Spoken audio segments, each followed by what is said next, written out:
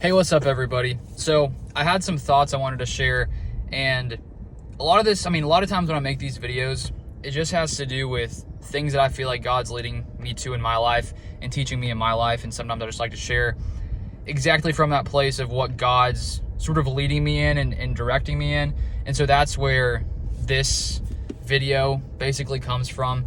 And earlier this week, I just had this feeling that God wanted me to sort of set aside some of the things that I was doing, just from the sense of like not working.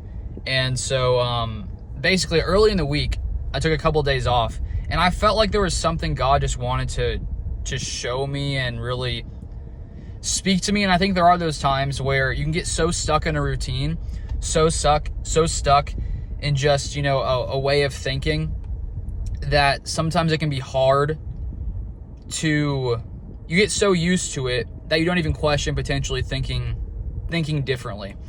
And I think that, when we look at whatever it is we're doing, for me, I make videos on the NFL. So for me, it's like very easy to say, okay, if I make this many videos, I'll make this much money. Just like a job, if I put in this many hours, I'll make this much money. And obviously it's good to work, no doubt.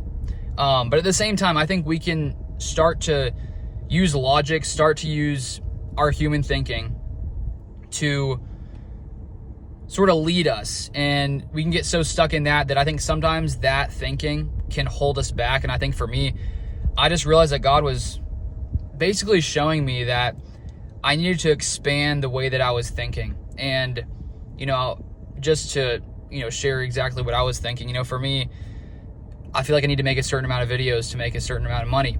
And I feel like God was trying to show me, he's like, why is that the case? Like, why can't he expand it more in a way that I maybe wouldn't understand how it would happen from my own thinking, from my own way of doing things, doing it a certain way, things like that. And so I started to think more and more, and I really just felt like God was trying to lead me into that place where I just surrender and say, okay, God, what is it that you want me to do? How is it you want me to approach this? How is it you want me to think about this? And I think through this week, he's just really been speaking to me about, the desires of my heart.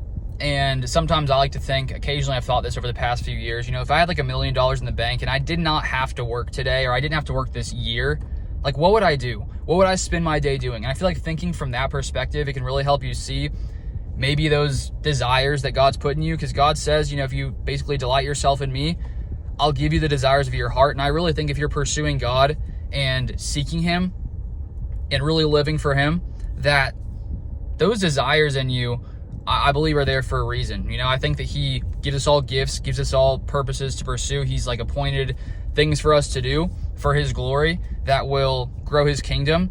And he puts us all in different places and different, realms in the earth, whether that's, business or whatever else it may be for you. And so as I've done that, I do feel like he's reoriented me when it comes to just how I'm thinking and expanding my vision for what's possible, and not allowing, my human thinking, my rational reasoning to hold me back from what God can do. Because I think that sometimes we can really limit God and not allow him to do what he wants to do in us because we're so stuck in a certain way of thinking. And I just think I was reading back in the story of Gideon in the past week or so, where, they had, I can't remember the exact numbers, but they had something like 20,000 or 30,000 soldiers. God whittles it down to like 300. And the reason was that God knew that if they won with whatever the massive amount was in the beginning, that they wouldn't have given credit to God. They would have thought, oh, look at our strength. Look what we've done. And I feel like that's what God's speaking to me, where I feel like to grow, I need to, get better at this skill, or get better at this, or get better at this. And there's no doubt those things help. And I think God does want us to use those things to grow. No doubt about that. But I think that when we get so stuck into those things, when it comes to our vision, that we really hinder what God can do. And so God just sort of woken me up in that way, where I feel like a lot of times I feel like I'm, for the most part of my life, like I like to think of vision and big vision. Okay, like how could I get better at this? How could I grow in this way? But it's just God really saying like, hey, like allow me to grow this. Don't be so focused on what you're doing. Yes, of course, we have our part to play. We have to put in the work and the effort and do our best to grow, obviously.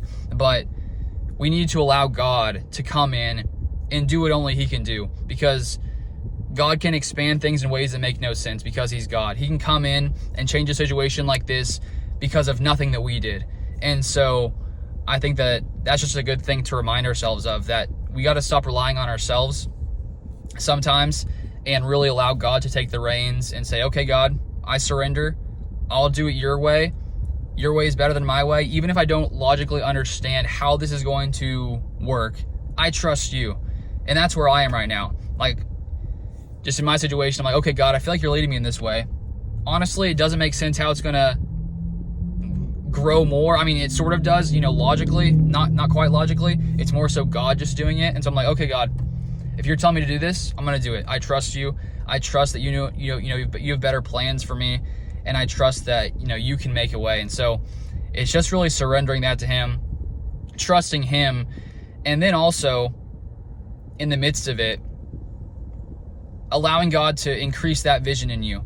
Because as I said earlier, I do think that God has a plan for all of us, specifically like what he had planned for us to do. And I think it all comes down to growing his kingdom, and it's all in different ways, as I already said. And I feel like these visions that we have, it's not just for ourselves. I think that God does want to bless us. He's a loving father who wants to help us, who wants to help us grow. And it's almost like in the relationship with God, it's like he puts these desires in our heart that we want to do a lot of the time. Now, maybe there's some things we don't want to do that he wants us to do. Sometimes that happens, but I do think there are lots of times where he gives us these desires for a reason. And so as we pursue him, he gives us these desires that we want to do, and it grows his kingdom because he put it inside of us and he gave us that purpose for that reason. And so honestly, it's really just great to serve God in that way. It's like, for me, the more that I, spend time with God, the more that I seek God. Sorry, that sun is going crazy in my eyes. The more and more, I just love it. Sometimes it's hard to explain, but there's just this joy in pursuing God's will for your life. And I think that at the beginning, sometimes we have to lay some things down, and consistently, I think there's still areas where God's like, okay, do this differently. But it's not like okay, bummer. It's like, I know God has a better plan. I know his plan is better. I know his ways are greater than my ways. And so I really do trust him. But we sometimes have to lay down our thinking to say, God, if you're saying this, okay, I'm going to do it. Just like with Gideon, if he would have been, thinking from his natural mindset, or if he would have been thinking from his natural mindset, 300 versus whatever the other army had, forgetting the exact numbers.